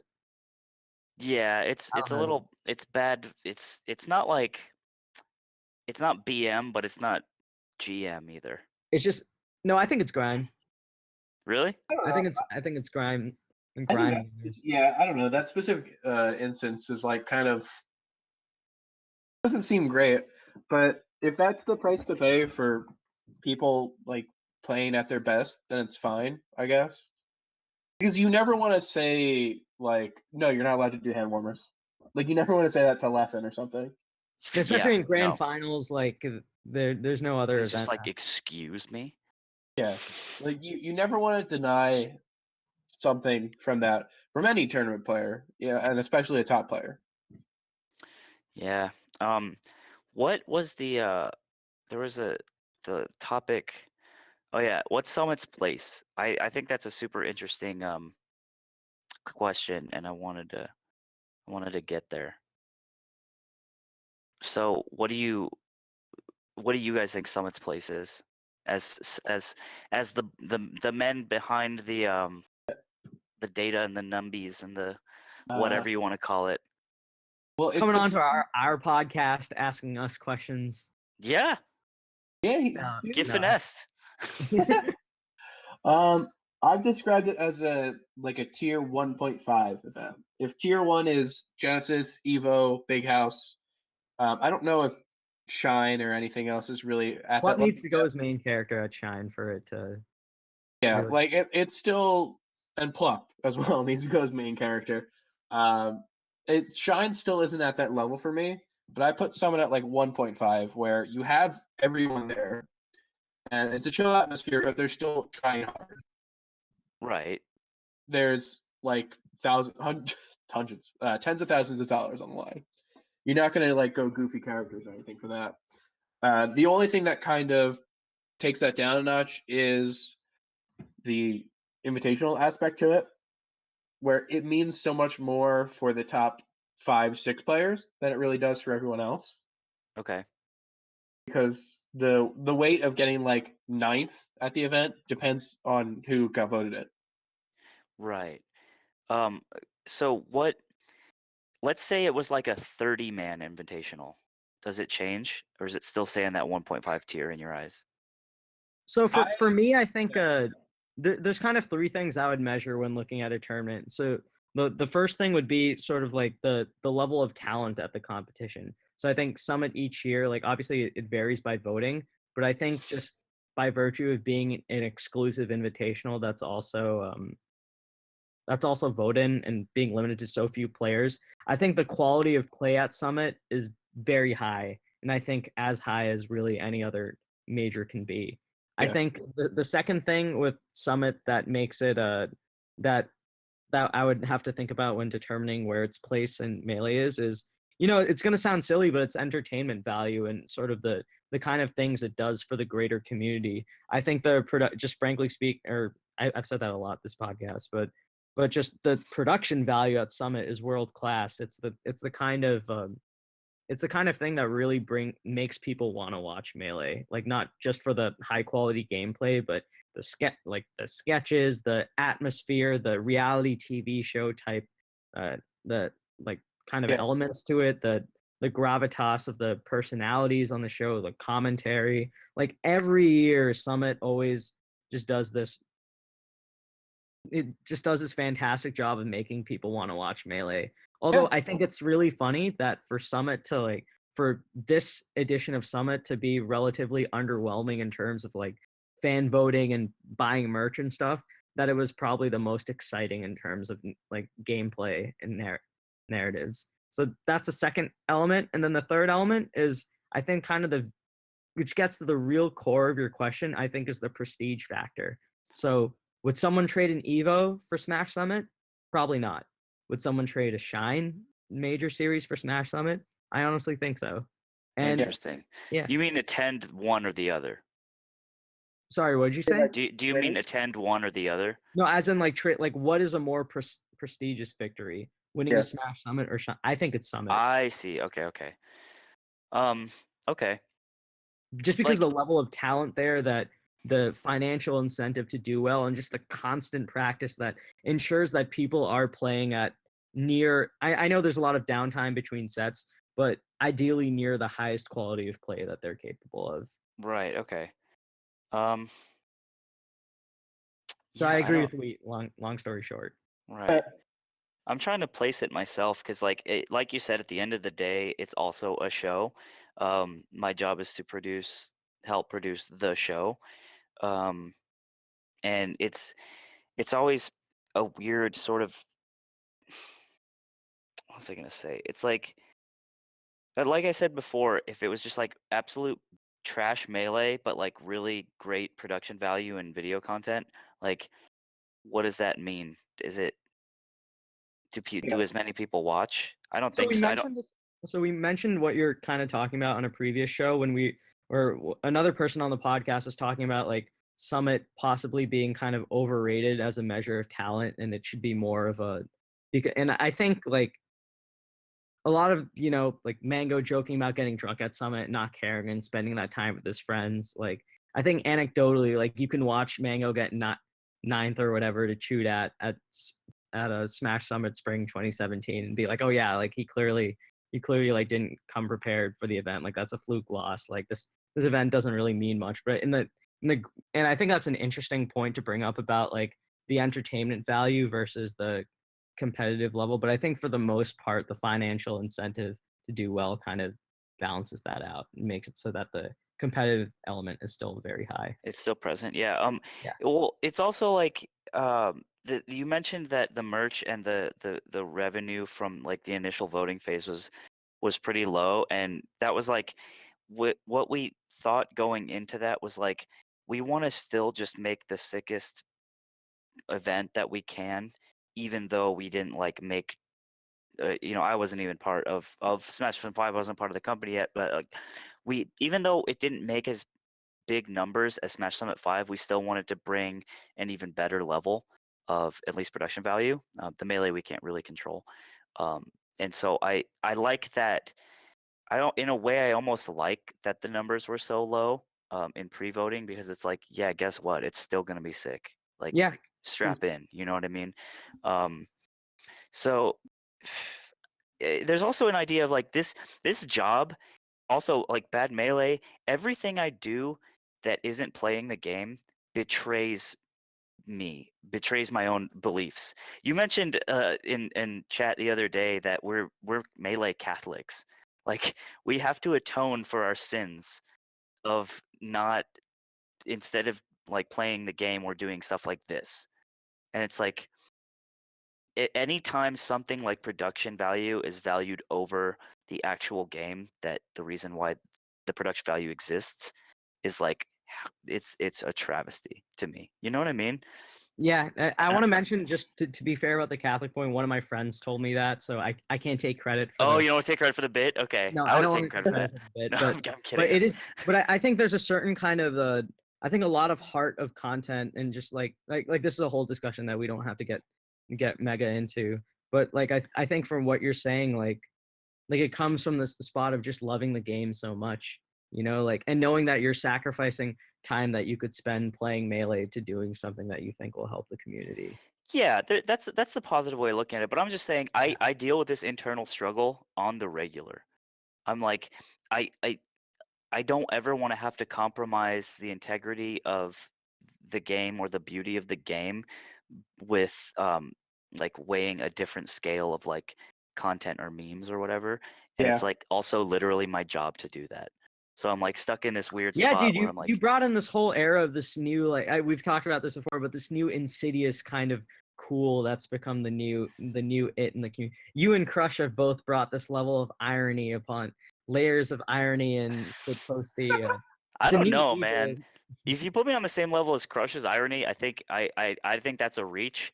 I'm much more I think weird than Crush. And I also think I'm much less cool because like Dan Harmon has a quote about in high school he was like the funny guy.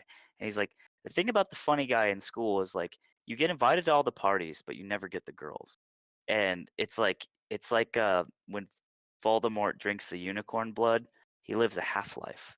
And like that's where I'm at. You know what I mean? Crush is obviously Crush, so he's doing the cool guy I don't thing. know. 'Cause You asked Crush if he had a soul, and he Well, I thought that was actually like low key kind of messed up. no, really, he's just a legend. He like he just dipped because he. I don't know. I don't know if it's a bit or not. I actually don't understand Crush No, it at was all. funny, but I was just like, oh my god. Oh, That was amazing. that was a really cool. I'm like glad he did that. Like, He's dude, really I easy to think play I off think of. you mentioned this on a previous podcast, but I remember you were talking about like the only thing worse than genuine fans or stuff that make all like the typical fan mistakes are the people that like know that you dislike that sort of thing, so they try to one up it by playing like the level 1 or the level 2 or whatever. Yeah, I hate that culture that I inadvertently created of like trying to not be a certain type of person. They It's open like Pandora's box, dude. yeah, people just be themselves, and I shouldn't have tried to like comment on like human nature itself and just let people like things. What the fuck am I doing? You know, like Yeah. why? Also, Practical Pass in the chat mentioned something about how negative our Kappa's opinion of the summit voting process is. Oh boy. Think about our Kappa, and I won't like get into it, but I assume they think summit voting is whack, which is fair. But the thing is, before the summit voting even was a thing, and we announced that we were doing the Summit of Power, our Kappa was 100% convinced that we were just going to invite Melee players. I'm not even kidding. You can go to the thread, and they're like, Summit's just a bunch of Smash worshipping like cuck babies and stuff like that, and they're just going to invite like 10 Smash players, and it's just going to be baby time for little boys. And I was just reading that. I'm like, guys, like, The people. relax. Like I know you hate Melee, but whew, that's a rough subreddit, man. Yeah, Yeah. Cap is weird. I mean, it's Yeah. just like pure id. It is, isn't Really, it? half of the posts are just like either porn or hentai. Like, Yeah, and it's I just mean, if this that's what weird. they want to do, like, I obviously that's not for me, but some people, that's how they like spending their time. I love it because it's just like it's so perfect. I love it because I love hentai. No, I mean, yeah, I do. no, go on. What you say? It's just so perfect. Like it's a distillation of like the Twitch troll you see, and like they're somehow able to spread it out into like posts daily. Yeah, yeah, like you said, it's the id, and it's just this like amorphous like ball of limbs, and it screams, and it's just jacking off, and it's just all these things, but it's like a katamari of humanity, like the bad Slime, parts. I want to ask you something that like I've personally been feeling, because we were talking about like having people come up to you and stuff, or like message you about things, but do you ever like sometimes see someone doing something that like you once did, or they're trying to do something that you did, and you kind of like you sort of regret it, or you feel bad because you're like, oh, this person's like trying to do something that like I would be interested or I would do, but they're making all the same mistakes I used to do. Because I know that like This feels like a I- leading question. no, because I've I'm gonna started this call new out. period. I've started this new period of time where like Reddit kids read stuff I write about history and they completely distort it and like go with one complete extreme. So they end up in these long like arguments about Mucha King in 2008 or 2009 that are like extremely reductive and like lacking of nuance or like any context. And it's just Right, like, right. I've started like when I wrote that like when a whole like '07 article came out, like people took what I wrote about like Mucha King's prime and they started like arguing about it being like mega bad and stuff and about how he always lost. It's like, well, it's not that he always lost. Like it's like going from one extreme like falsehood to going to the other extreme falsehood, but everybody takes like a bit of work that you did and like completely distort it and Like, act like Yeah. have you ever seen the graph? And it's awesome because I'm actually going to embody what the graph is, where it's like the confidence that you'll speak in a subject yeah, versus that's how much you know about it, and it's like Mhm. starts all the way up here and then goes down and then like slowly gets up. Because like when you first learn about something, you're going to act like you know everything about it. Like I've been yeah, watching I did that. Tekken. If you were to ask me about like the Tekken scene, I'd probably just like speak super confidently and make stuff up and act like I know everything. And someone like watches some Tekken and be like, "No, that's dude, you're wrong." That's the thing. Like you're just gonna run into that a lot. Yeah, two things on that point. I watched this like it was like a VH1 thing about the guitarist from Kings of Leon, and he was talking about like how he like when he started in the band he couldn't really play guitar that well and he just kind of jump around and be like an ass on stage and stuff, because he didn't know how to play and he was kind of trying to mask that with animation. I think that band sucks, by the way. But and then he said, when I started really learning the instrument, I became much more measured and precise on stage, and I was doing less wild shit just for the sake of it. And I think what you just said, Wheat, was the same sort of idea. It's like, well, I don't know how to play guitar, so walla boo boo, right? And I don't know Tekken, so let me just speak about it for 20 minutes or something like that. But yeah, the thing is, Edwin, I think we sell two different like products is also a thing. Like I don't know. The I've never encountered somebody doing the same thing I did and like being like, "Oh, you shouldn't do that." I just see it all as a craft that is perpetually being worked on. So if I'll see like, for instance, Gimmer's video that he made about like Smash 5 being on the Switch. Do you guys see that? Yeah. It's actually so funny. I love that No, I video. kind of just ignore Gimmer when I know this is really bad of me, but like I just like don't want to watch whatever stupid shit that You're not down with it's the like Gimmer, promoting dude? Smash. Like I don't The care. intro is good. The intro is really That's Sorry, Gimmer. No, Gimmer well, seems cool. It's that one of those things where I see like a name on something, I'm like, ah, watch it for whatever reason. so I saw that video and I was like, hell yeah! And all I could see was just like, here's how this can be improved here, and this and this and this. I'm just like trying to look for like holes in the leaky boat. But it's not about like someone going down the same path because I've yet to see someone, at least in like Melee, who's doing the same thing. But I also like to think that the only mistake I ever made was making a shitty podcast. Like, I wish I had made a better podcast sooner than instead of having a shitty one for so long and then one that I was okay with having, right? Um, I think seeing how you developed, just as a listener, seeing how you developed is really interesting, and like how you hone your craft, and I guess your comedy, but that's a whole other thing. yeah, it is different. But it's like what I do get is people I get a lot of DMs about people asking me how about commentary. Not as much anymore because I haven't been commentating as much, and also writing. And I'm always open to catch drafts for Bad Melee. I still say like, send me and I'll give you notes. It might not get published, but like we'll talk about it and stuff like that. What? No, You're making a face. I'm laughing because 2 years ago, like before, like when I just barely like started like getting to know your content, I think I messaged you like, oh, can I do an article called like Why Your Region Sucks and write about it about New England? And I wrote a first draft and I just have never sent it to you because Really? I've constantly just like reworked it.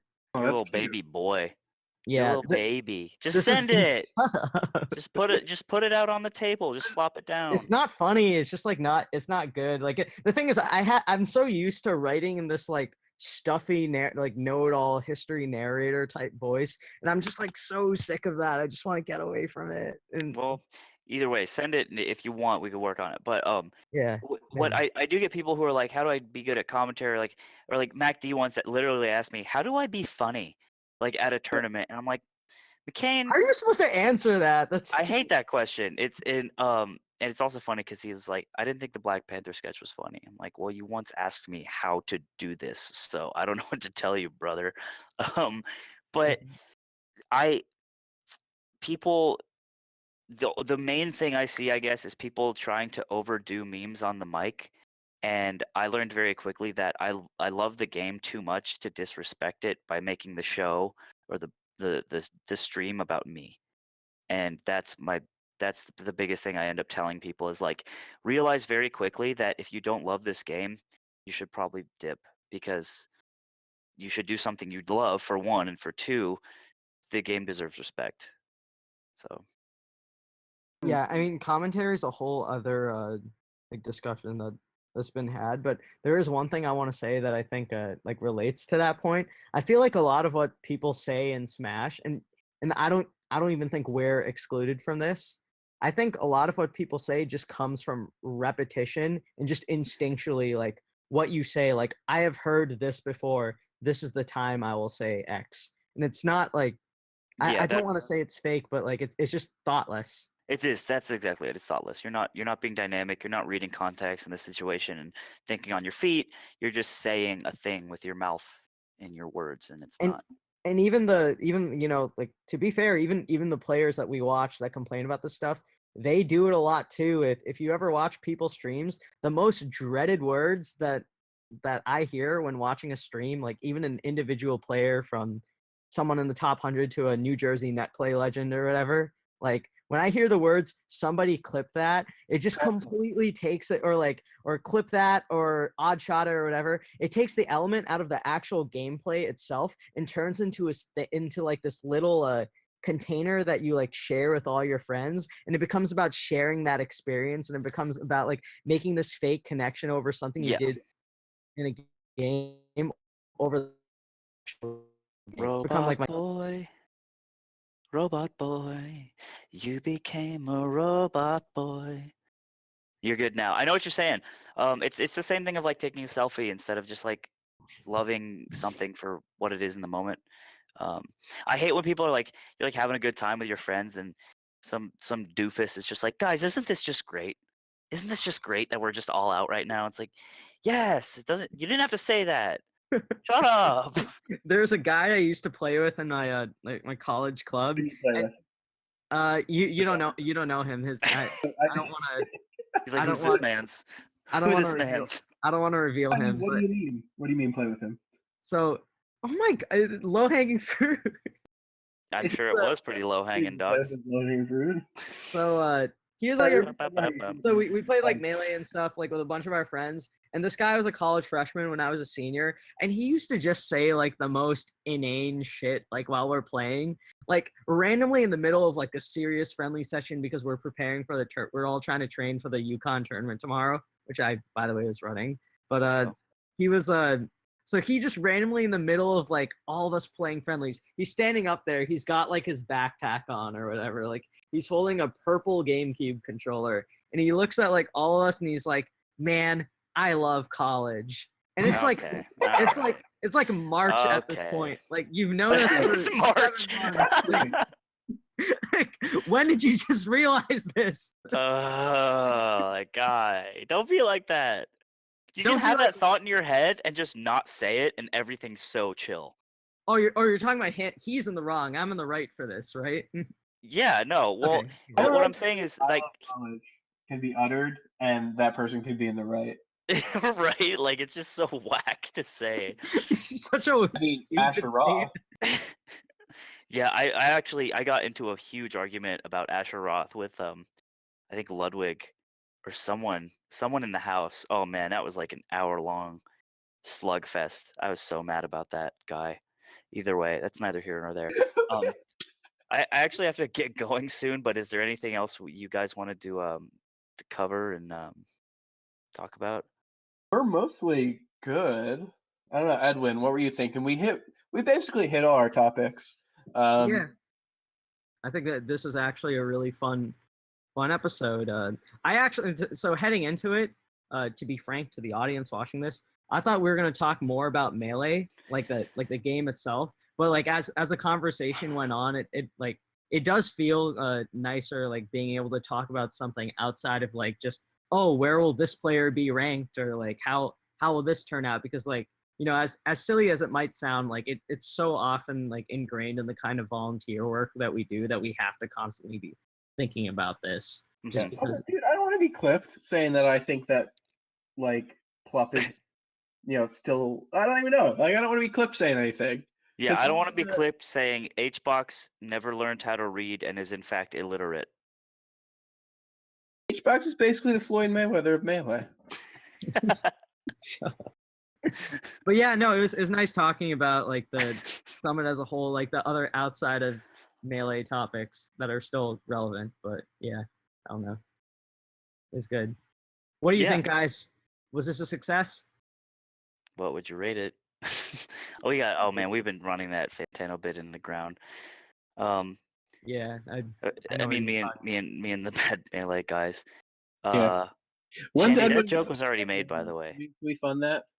What'd you say? When are you gonna be on Bad Melee? So, as Slime, I do want to did want to bring up something that I considered. I was strongly I'm not going to reveal it to the audience right now, but like you guys know the really big project that I'm working on. So one of the things I wanted to do was actually go to the E3 Invitational and just like spend a week in SoCal. But I don't know how that's going to on the stage. No, I'm Hey guys! Hey guys! He was the best player in 2009. Yeah. I would love to be on Bad Melee if I was ever in SoCal again. I doubt it would happen, but who knows? When is that? The Invitational is like June 12th. Oh, okay. Well, at the very least, like hit me up and we'll get some sushi. I don't know, brother. Sushi? I want to go to In-N-Out again, dude. I remember when I got the animal style burger. That was back when I ate meat, but like animal style burger. Oh, you don't eat meat? Okay. No, not anymore. Do you eat fish?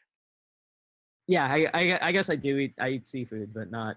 I'm trying to cut it out. I'm just trying to figure out what you're about, so I don't take you to goddamn Bill's cow slaughterhouse, and then it's a problem. All right. Well, we'll figure something out. You know how I'm trying to like travel for that and everything. But Cool. Okay. So now transition.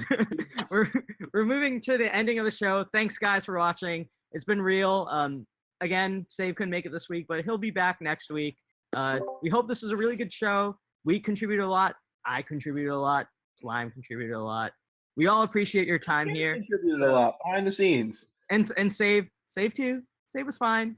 So I just want to say thanks for listening, and also we'll see you next week. No, Save, we'll walk you through it. Oh my God! All right, cut the stream. No, we're not. Thanks for having me on, fellas. We're both going to Pound Underground. Me and